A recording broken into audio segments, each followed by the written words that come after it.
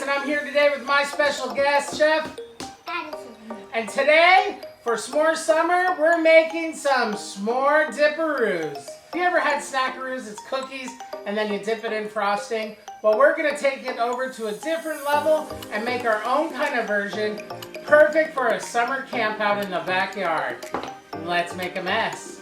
For this recipe, you need 1 8-ounce stick of butter, 1 cup of milk, 1 small package of vanilla, cheesecake, or French vanilla jello, 1 tub mallow fluff, and any kind of toppings you like to make your s'mores.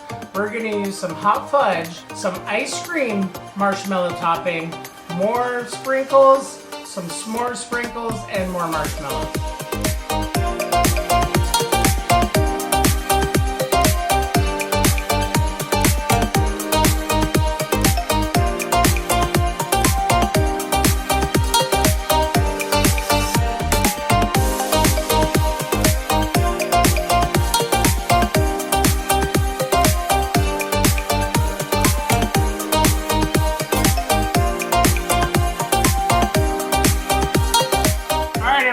Glad you joined us for S'more Summer. Until next time, make sure to stay safe and have fun! Hi Reckon Readers, for this week's craft, we'll be making toilet paper roll s'mores. For your supplies today, you'll need a white toilet paper roll, a black Sharpie, a pink marker, dark brown paper, light brown paper, wet glue, and a pair of scissors. Your first step is to glue the dark brown paper onto one end of the toilet paper roll. An option that you can do is cut grooves into the dark brown paper to make it look like melted chocolate. Your next step is to get the light brown paper and glue it on both ends of the toilet paper roll. This will be the graham crackers.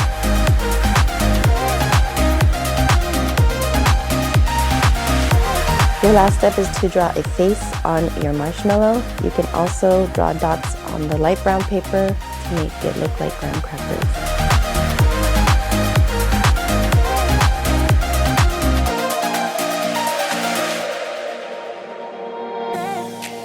And that's how you make toilet paper roll s'mores. Thanks for watching.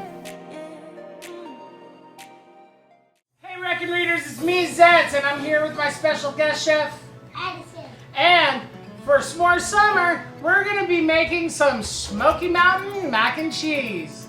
Now, in a different episode, we made some cheesy popcorn. Do you remember that? Was that good?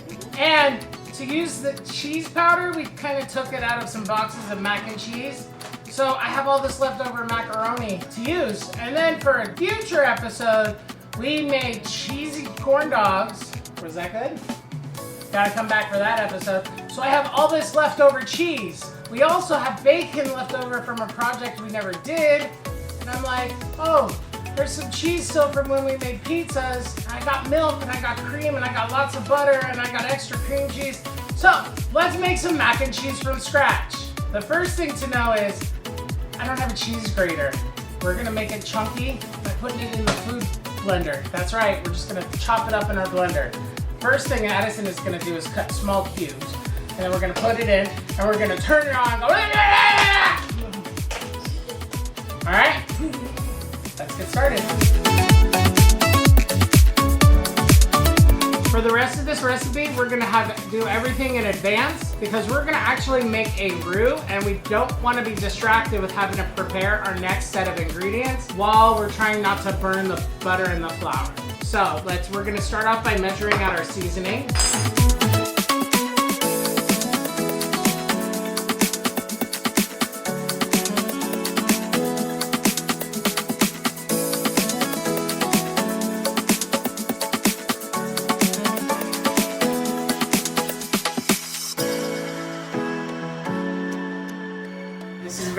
important because if we burn the flour, we ruin the whole sauce. I'm gonna add a spoonful at a time, okay? But see how I'm scraping the bottom? I'm going back and forth and I'm going all the way around. That's how you're gonna do it.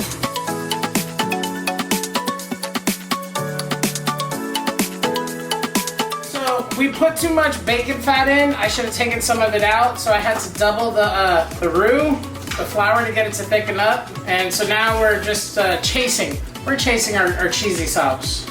Okay.